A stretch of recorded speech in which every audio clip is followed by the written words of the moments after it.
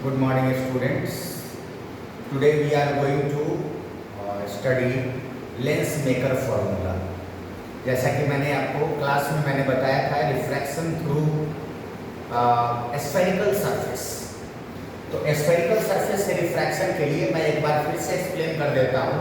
And by combining this two formula we will obtain the lens maker formula. So this diagram is showing the refraction by convex surface. Like मैं एक बार आपको diagram explain कर देता हूँ कि यहाँ पर ऑब्जेक्ट प्लेस है, ये कॉन्वेक्स सरफेस है लेंस का। लेंस को दो पार्ट में बांट दिया गया, ये कॉन्वेक्स सरफेस है और ये कॉन्केव सरफेस है। यहाँ पर एक ऑब्जेक्ट प्लेस है, इस ऑब्जेक्ट से यहाँ से लाइट रे निकला और ये नॉर्मल है। तो नॉर्मल जो होता है वो हमेशा सेंटर ऑफ कर्वेचर से पास करता है, तो normal passes through the centre of curvature. और ये रेयर मीडियम है कि नहीं? ये मीडियम है और ये जो है वो लेंस का मीडियम है, इसलिए इसका रिफ्रैक्टिव इंडेक्स हम लोगों ने म्यू एफ लेट कर लिया और लेंस का रिफ्रैक्टिव इंडेक्स हम लोगों ने म्यू एल लेट कर लिया, राइट। तो लाइट जब रेयर मीडियम से डेंसर मीडियम में जाता है तो टुवर्ड्स द नॉर्मल बेंडिंग होती है। लाइट जब रेयर मीडियम से डेंसर मीडियम में जाता है तो टुवर्ड्स द नॉर्मल बेंडिंग होती है। तो यहाँ से ये इंसिडेंट लाइट रे गया, ये नॉर्मल है, टुवर्ड्स द नॉर्मल लाइट की बेंडिंग हुई और ये जहाँ पर इंटरसेक्ट करेगा, लाइक हम लोग जब भी रे डायग्राम बनाते हैं तो दो लाइट रे लेकर के बनाते हैं। एक लाइट रे का रिफ्रैक्शन होकर के यहाँ पर आता है और दूसरा लाइट ऐसे ही चला अलोंग द प्रिंसिपल एक्सिस चला, तो ये दोनों लाइट रे यहाँ पर मिलेगा और यहीं पर इमेज का फॉर्मेशन होगा। यानी this distance is image distance, this distance is image distance, this distance is radius of curvature, this distance is radius of curvature and this distance is object distance. Okay, so now first of all we will let this angle alpha, this angle as beta and this one is gamma. Now look at the triangle AOC1. In triangle AOC1, this I is in exterior angle and exterior angle is equal to the sum of the opposite interior angle like alpha plus beta. Okay, now again in triangle AC1I, in triangle AC1I, तो आप देखेंगे कि यहाँ पर ये जो beta है वो एक्सटीरियर एंगल है और वह अपोजिट इंटीरियर के सम के इक्वल होगा। इट मींस कि beta equal to R plus gamma, it means R equal to beta minus gamma. So we just find out the angle of incidence and angle of refraction. Now we will apply the Snell's law. By Snell's law अब हम लोग एक बार और दोहराएंगे Snell's law को। आप लोगों को क्लास में मैंने बताया है स्नेल्स लॉ क्या कहता है कि product of refractive index and sine of angle of incidence is constant for given pair of media and for given colour of light. Is that clear to everybody? So refractive index of medium and into sine of angle of incidence equal to refractive index of lens and sine of angle of refraction. Now put the value of I and R. तो mu m sin I के जगह पर we can put as alpha plus beta and mu l R के जगह पर रख सकते हैं हम लोग beta minus gamma, beta minus gamma, sin beta minus gamma. Okay, sin beta minus gamma. जैसा कि हम लोग जानते हैं ये जो alpha beta gamma I R, these are very small angles, these are very small angles and for a small angle sin I is equivalent to I या फिर tan I is equivalent to I। ये दोनों बात को हम लोग याद रखेंगे। sin theta is equivalent to theta, tan theta is equivalent to theta for a small angle only, not always. Okay, so we can write this equation as refractive index of medium into alpha plus beta equal to refractive index of lens into beta minus gamma. Okay, चलिए इसको हम लोग equation 1 कर देते हैं। अब क्या करते हैं, हम लोग को अल्फा बीटा और गामा का वैल्यू चाहिए। इसके लिए लुक एट द फिगर। ये जो आपको एंगल है ये हम लोगों ने परपेंडिकुलर ड्रॉप किया है, फ्रॉम पॉइंट ए से प्रिंसिपल एक्सिस पर एक परपेंडिकुलर ड्रॉप किया है। और जरा इसके बारे में जान लीजिए कि ये जो P है और ये जो पॉइंट Q है, they are very nearer to each other, so we assume that they are coincide each other. जहां पर Q आएगा वहां पर हम लोग समझेंगे वहां तक का P, क्योंकि हम लोग ये जो डिस्टेंस मेजर कर रहे हैं फ्रॉम पॉइंट P मेजर कर रहे हैं। सो इसमें ये P और Q अलग अलग नहीं समझना है, ये वेरी वेरी क्लोजर पॉइंट है। You can assume that P and Q are coincident points. Okay, so now in triangle AQO,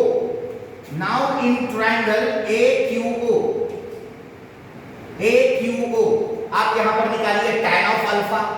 We all know that tan theta equal to perpendicular by base. Perpendicular is AQ and base is OQ. जहां पर OQ लिखा हुआ है, समझने के लिए हम लोग OP लिख सकते हैं, क्योंकि P और Q जो है वो कोइंसिडेंट पॉइंट है। अच्छा, उसके बाद ये हो जाएगा AQ बाई, अब जरा OP को देखिए क्या था, object distance. Applying sign convention, object distance will be negative, therefore we can write it as alpha is approximately equal to minus AQ by U, क्योंकि हमने बताया था आपको कि for a small angle tan theta is equivalent to theta. Now in triangle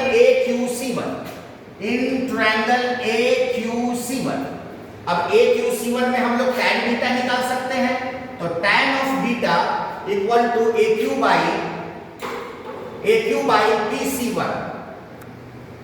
तो AQ by, और ये PC1 क्या है, R1 है, और R1 तो पॉजिटिव लेंगे ना, हम लोग साइन कन्वेंशन तो जानते हैं, along the direction of incident light rays distance is measured positive, तो ये हो जाएगा आपको AQ by R1, therefore beta is equivalent to AQ by R1। Okay, so alpha beta का व्यवस्था तो हो गया। अब आइए हम लोग गामा की तरफ चलते हैं। तो गामा के लिए हम लोग ले लेते हैं triangle AQI। In triangle AQI यहां पर लेंगे अगर हम लोग tan गामा, तो ये हो जाएगा AQ बाई PI, है ना, होना तो चाहिए QI, लेकिन हम लोग Q और P को कोइंसिडेंट समझ रहे हैं, सो ये हो जाएगा आपको PI। सो AQ बाई और PI क्या था हमारा, image distance, it is the distance along the incident light rays, that is why it is taken positive, तो ये हो जाएगा V, therefore gamma is equivalent to AQ by V। अभी हमारे पास अल्फा बीटा गामा तीनों वैल्यू आ गया है ना। अब तीनों को पुट कर देंगे हम लोग इक्वेशन 1 में। इक्वेशन 1 था अपना म्यू ऑफ m, अल्फा के जगह पर हम लोग रखेंगे माइनस AQ बाई U, और फिर प्लस बीटा मतलब AQ by R1 is equal to mu of L, और बीटा है तो बीटा के जगह पर AQ बाई R1 और माइनस गामा हम लोग का है AQ बाई B, तो यहां पर रख लेते हैं हम लोग AQ बाई B। ओके, अब हम लोग देख रहे हैं कि AQ इसमें भी है, AQ इसमें भी है, कॉमन ले लेते हैं, तो यहां पर हो जाएगा AQ into mu of M, और प्लस वाले को पहले कर देते हैं तो 1 by R1 minus 1 by U, यहां से भी AQ कॉमन ले लेते हैं, तो AQ into mu of L 1 by R1 minus 1 by B, AQ से AQ तो कैंसिल हो जाएगा।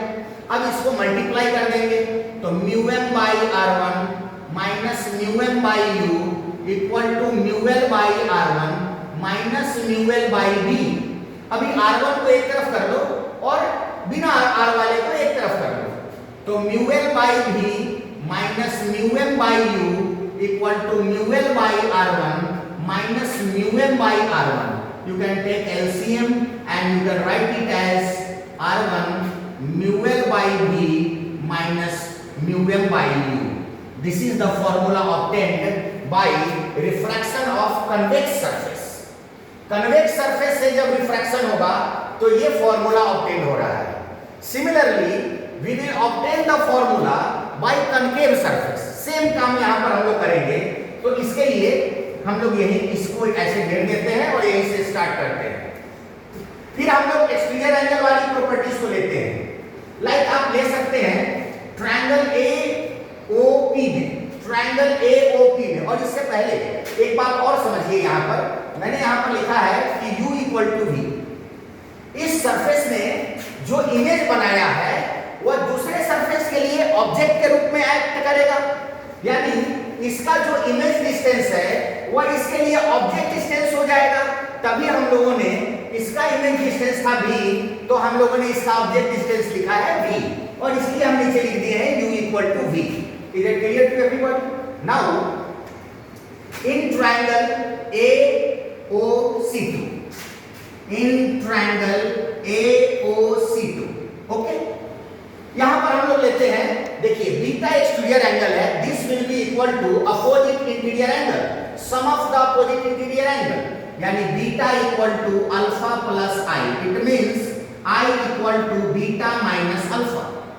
सिमिलरली हम लोग लेंगे इन ट्रायंगल AC2 और I डैश ले लीजिए, AC2 I dash, in triangle AC2 I dash. यहां पर अगर हम लोग ये एक्सटीरियर एंगल है, this exterior angle will be equal to sum of the opposite interior angle, and this angle is gamma, okay, this alpha, beta and gamma. Now R equal to beta plus gamma, R equal to beta plus gamma.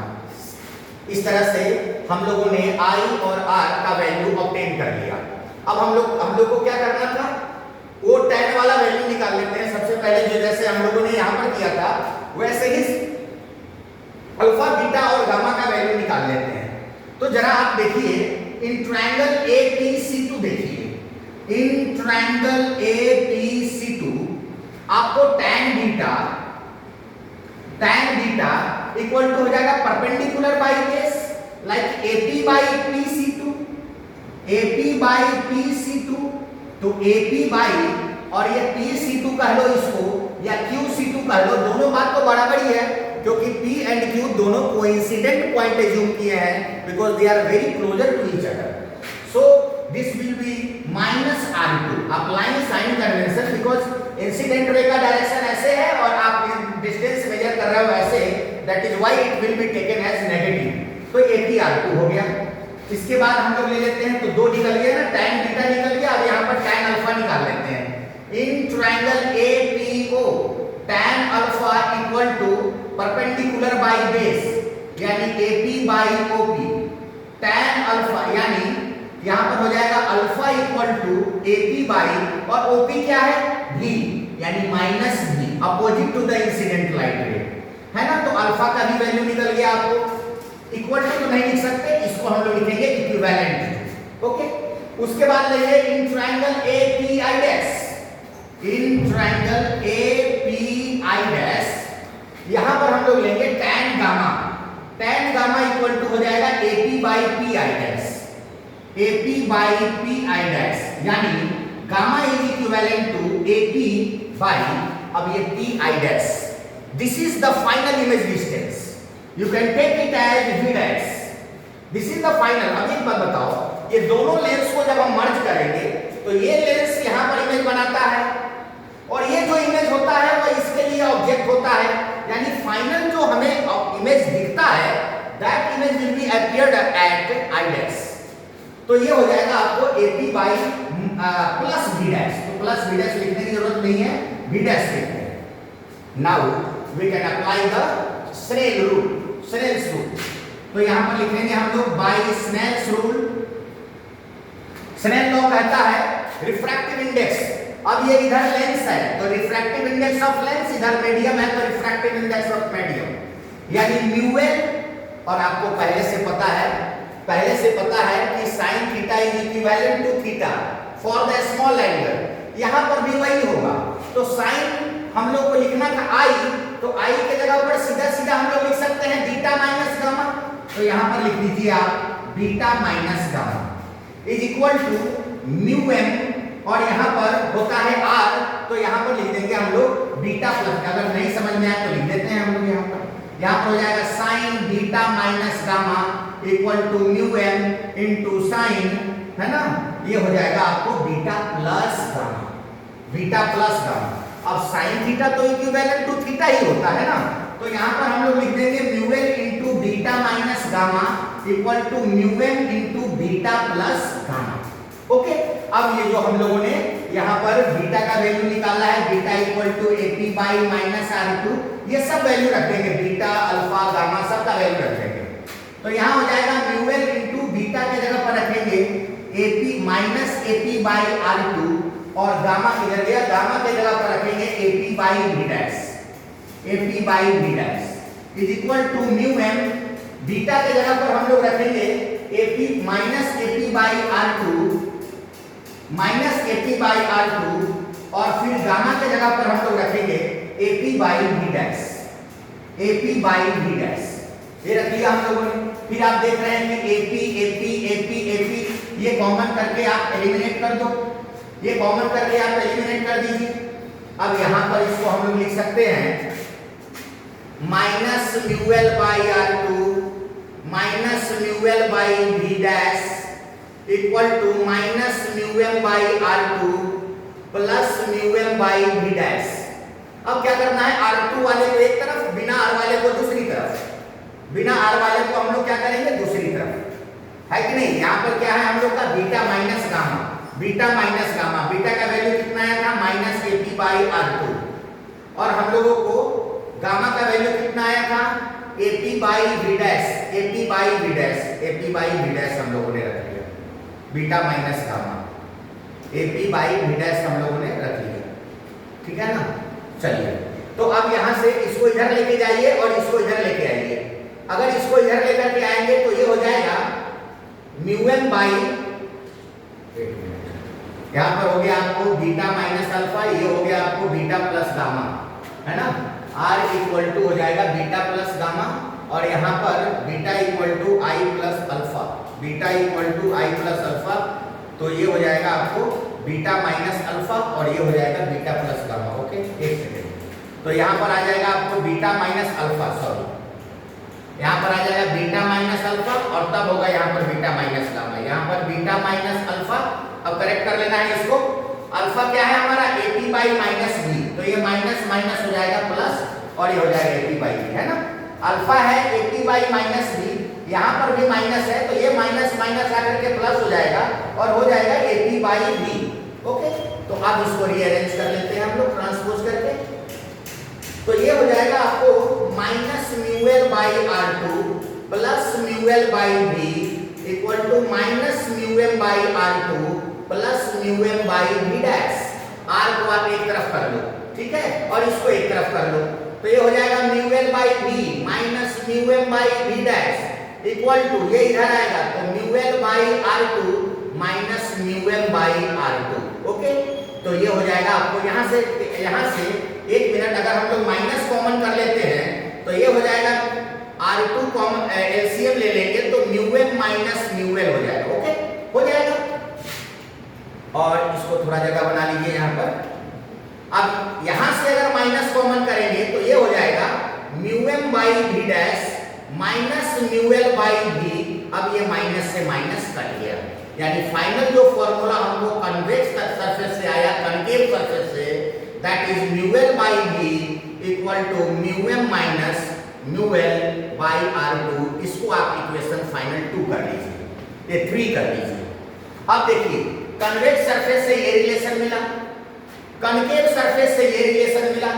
अब हम अगर दोनों को add कर देंगे तो ये हमारा हो जाएगा लेंस मेकर फॉर्मूला। तो ठीक है, इसको हम लोग फिर आप कॉपी कर लीजिएगा, नोट्स भी आपको शेयर हो जाएगा। तो मैं आगे बढ़ाता हूं फॉर्मूला।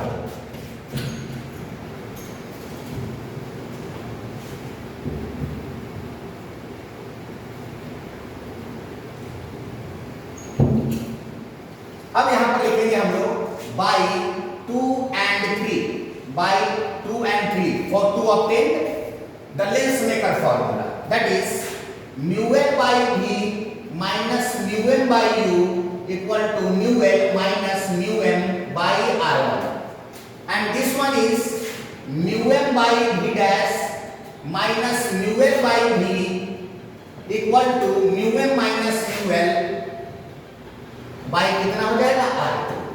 ये हम लोग का r2 है, r2। ओके, तो by adding we can get mu m by v dash minus mu M by U, mu L minus mu M by R1 plus, और इसमें से माइनस कॉमन कर लीजिए तो हो जाएगा mu L minus mu M by R2।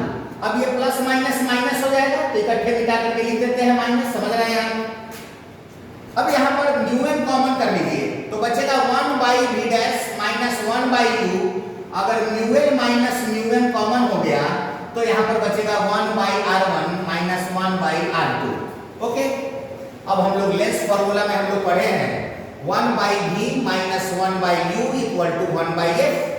Final image बना है v डैश पर, ऑब्जेक्ट डिस्टेंस है u, यानी लेंस फॉर्मूला लगा सकते हैं, इसके इक्विवेलेंट हम लोग 1 बाई f लिख सकते हैं। तो यहाँ पर हो गया म्यू m बाई f, क्योंकि इसके बदले आप 1 बाई f लिखेंगे तो हो गया mu l minus mu m into 1 by R1 minus 1 by R2। This is called lens maker formula. और इसी को जो आपके बुक में दिया हुआ है फॉर्मूला वो है कि अगर मीडियम का रिफ्रैक्टिव इंडेक्स 1 मान लिया जाए, लाइक अगर मीडियम एयर हो तो एयर का रिफ्रैक्टिव इंडेक्स 1 होता है, तो हम लोग अगर यहाँ पर 1 पर रखेंगे मीडियम के जगह पर तो ये हो जाएगा, और रिफ्रैक्टिव इंडेक्स ऑफ लेंस को सिंपली म्यू रखें तो this formula becomes 1 by f equal to mu minus 1 by R1 minus 1 by R2। This is called lens formula. और ऐसे ही आपके बुक में यह अपीयर होता है, ऐसे ही आपको दिखाई देगा 1 by f equal to mu minus 1 into 1 by R1 minus 1 by R2। अब देखिए ये लेंस मेकर फॉर्मूला ये बहुत ही इंपॉर्टेंट फॉर्मूला है। जैसे अब लेंस का कटिंग करते हैं हम लोग, लेंस का कटिंग करते हैं तो उसमें अगर पूछा जाता है कि इस कटिंग का फोकल लेंथ क्या होगा तो इसके सहारे हम लोग निकाल लेते हैं। जैसे मैं एक आपको एग्जांपल बताता हूं,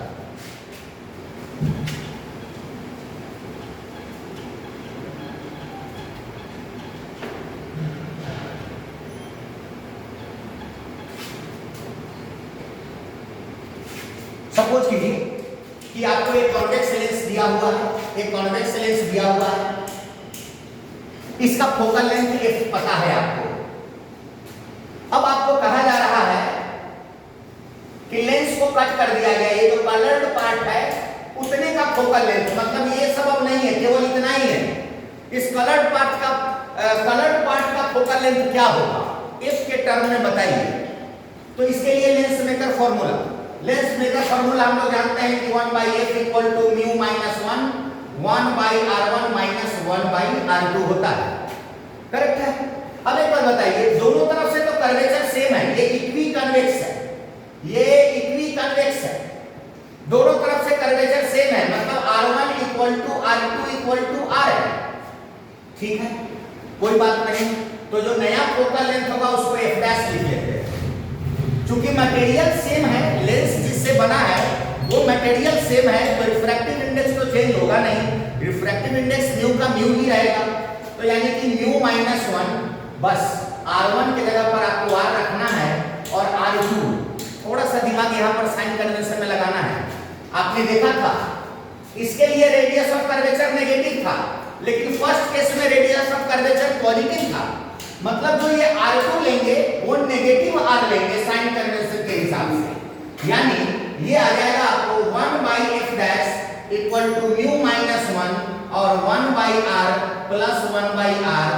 this becomes 1 by f dash mu minus 1 और ये क्या हो गया, नहीं f डैश नहीं, अभी पुराना वाला ही फोकल लेंथ निकाल रहे हैं, ठीक है। तो ये हो गया 1 by f equal to 2 into mu minus 1 into R, यानी f इक्वल टू आ गया R by 2 into mu minus 1। अब जरा विचार कीजिए, हमें तो निकालना है बस इतने पार्ट का, ये जो पार्ट हम लोग को दिखाई दे रहा है सिर्फ इतने पार्ट का हमको फोकल लेंथ निकालना है, क्योंकि अब लेंस इतना ही आपको रह गया है। पूछा जा रहा है कि इसका फोकल लेंथ क्या होगा।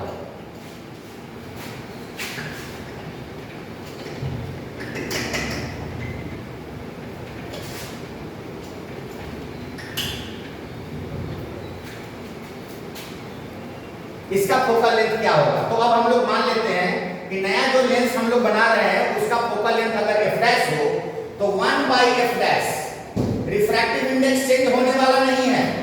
अच्छा, एक तरफ से कर्वेचर खत्म है, मतलब रेडियस है ही नहीं, रेडियस 0 है, तो आप केवल क्या लेंगे यहाँ पर 1 by r minus 0, यानी 1 by f dash equal to mu minus 1 by r, यानी f dash इक्वल टू हो गया r by म्यू माइनस 1।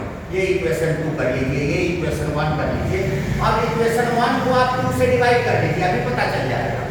तो यहाँ पर हो जाएगा f by f dash equal to r by 2 into mu minus 1, और ये है r by म्यू माइनस 1, तो r by म्यू माइनस 1 से r by mu minus 1 cancel, तो बच गया यहाँ पर f by f dash equal to 1 by 2, f dash equal to आ गया 2f।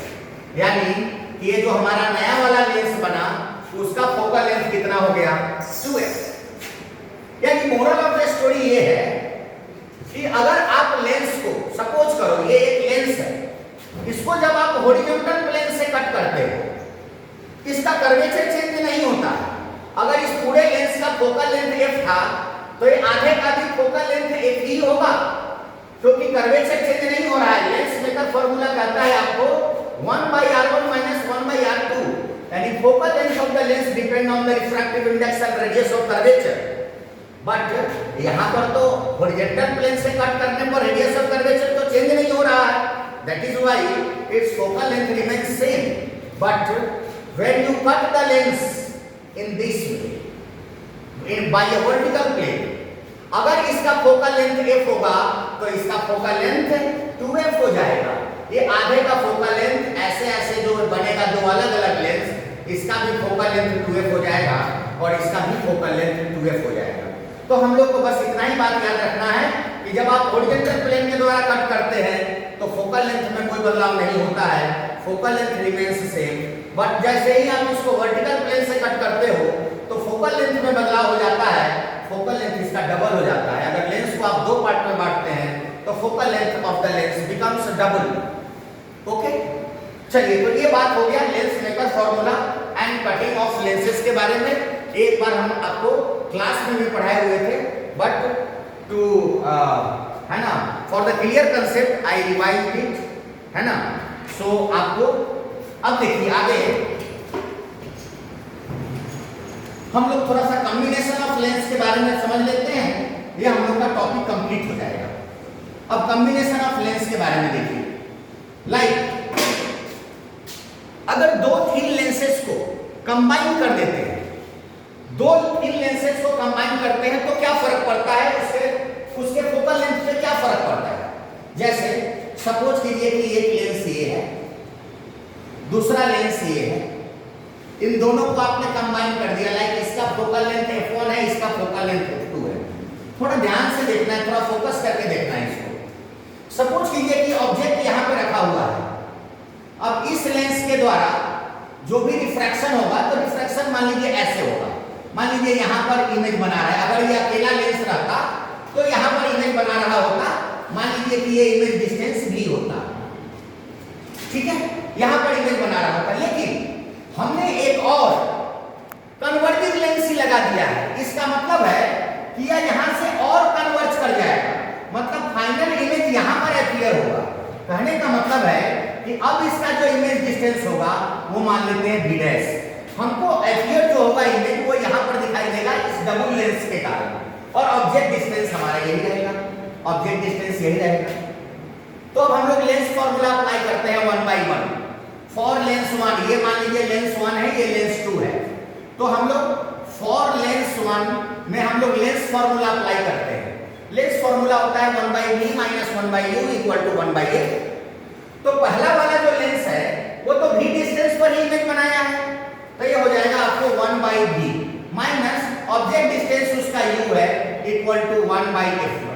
आप कहेंगे कि सर यहाँ पर जो है आपने साइन कन्वेंशन नहीं लिया, तो आपको याद होना चाहिए कि लेंस फॉर्मूला जो बनाया गया वो तो साइन कन्वेंशन लेके ही बनाया गया है, तो 1 by v minus 1 by u equal to 1 by f1 हो गया। और सेकेंड लेंस के लिए जरा देखिए यही बात। अब एक बात बताइए, फर्स्ट लेंस के लिए जो इमेज बन रहा है ना, सेकेंड लेंस के लिए वह ऑब्जेक्ट है, यानी कि this v is object distance for second lens. तो सेकेंड लेंस के लिए वो ऑब्जेक्ट डिस्टेंस हो गया मतलब 1 by v, और सेकेंड लेंस के लिए इमेज डिस्टेंस हो गया 1 by v डैश। तो हो गया 1 by image distance minus 1 by object distance equal to 1 by f2। Now अब आप इन दोनों फॉर्मूला को कंबाइन कीजिए तो आप 1 by v कट जाता है, 1 by v dash minus 1 by u equal to 1 by f1 plus 1 by f2। अब एक बात बताइए, लेंस फॉर्मूला से हम लोग जानते हैं 1 by v minus 1 by u equal to 1 by f। ये कॉम्बिनेशन का है, इसलिए इसका जो फोकल लेंथ होगा वो कॉम्बिनेशन का ही होगा। कहिएगा कॉम्बिनेशन का कैसे, तो बताइए दोनों कंबाइन होकर के ना यहाँ पर v डैश पर इमेज बना रहा है, v डैश डिस्टेंस पर इमेज बना रहा है, ये दोनों कंबाइंड होकर के, इसलिए जो भी फोकल लेंथ मिलेगा वो कॉम्बिनेशन का ही मिलेगा। तो 1 by f combination equal to हो गया 1 by f1 plus 1 by f2। यानी कि अगर when two or more than two lenses are combined together, then the effective focal length is 1 by f1 plus 1 by f2। फिर आप कहेंगे कि sir आपने तो अभी कन्वेक्स लेंस को कंबाइन किया है, क्या कन्वेक्स और कनकेव लेंस भी कंबाइन हो सकता है? बिल्कुल कंबाइन हो सकता है। इसी फॉर्मूला में बस साइन कन्वेंशन इस्तेमाल कर देना है। जैसे कि हम लोग जानते हैं कन्वेक्स लेंस का फोकल लेंथ पॉजिटिव लिया जाता है, डाइवर्जिंग लेंस का यानी कॉन्केव लेंस का फोकल लेंथ नेगेटिव लिया जाता है। तो अगर मान लो कि एक कन्वेक्स लेंस रहता और एक कॉन्केव लेंस रहता तो एक का फोकल लेंथ प्लस में रखते, एक का फोकल लेंथ माइनस में रखते और इस तरह से जो रिजल्ट आता वही कॉम्बिनेशन का फोकल लेंथ होता। सिमिलरली हम लोग जानते हैं कि 1 by f इक्वल टू होता है पावर ऑफ द लेंस, यानी अगर कॉम्बिनेशन का पावर निकालना हो तो आपको 1 by f कॉम्बिनेशन मतलब power combination equal to 1 by f मतलब पहले लेंस का पावर, 1 by f2 मतलब दूसरे लेंस का पावर। तो इस तरीके से हम लोग कॉम्बिनेशन का पावर भी निकाल सकते हैं, कॉम्बिनेशन का पावर भी निकाल सकते हैं। ठीक है, तो that's all for the today and कल हम कुछ न्यूमेरिकल्स लेकर के आएंगे। We will discuss on some numerical question based on lens maker formula and combination of lenses. Okay, तब तक के लिए thank you very much to everyone.